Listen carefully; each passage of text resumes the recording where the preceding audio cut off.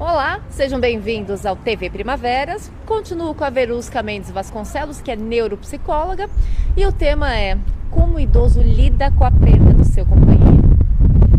Tema bastante, né? Quando a gente fala de perda, a gente está falando de algo muito significativo para todos nós, né?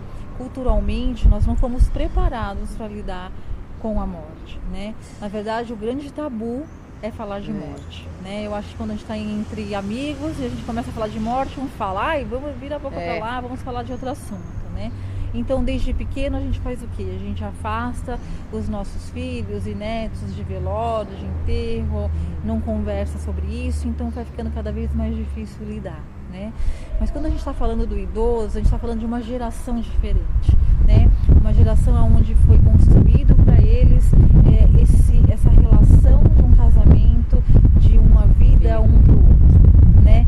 Quando se fala de casamentos, né, dos nossos avós, a gente está falando de casamentos duradouros de 50, 60 anos, de casamento que hoje é muito raro ver, né?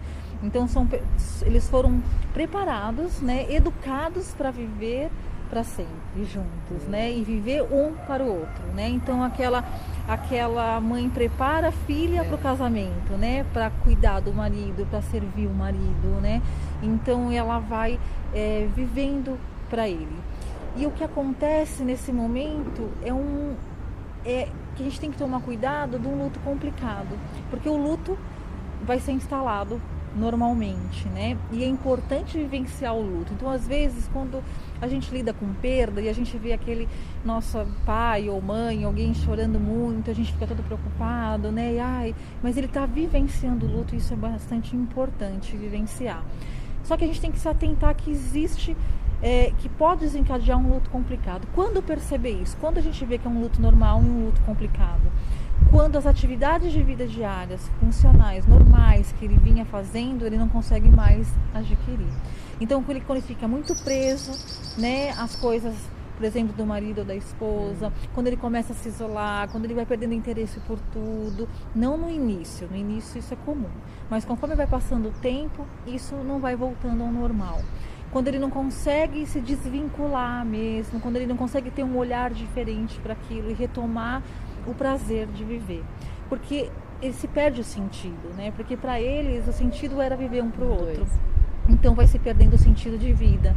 Então muitas vezes precisa buscar ajuda profissional para que ele possa passar por esse processo de luto de uma forma mais adequada e não se instalar uma depressão, e aí fica muito perigoso, né, desenvolver uma depressão maior, né, e aí ficar realmente doente, né? Então a gente tem que tomar esse cuidado, prestar atenção nesse momento e buscar sempre um auxílio para um processo de luto.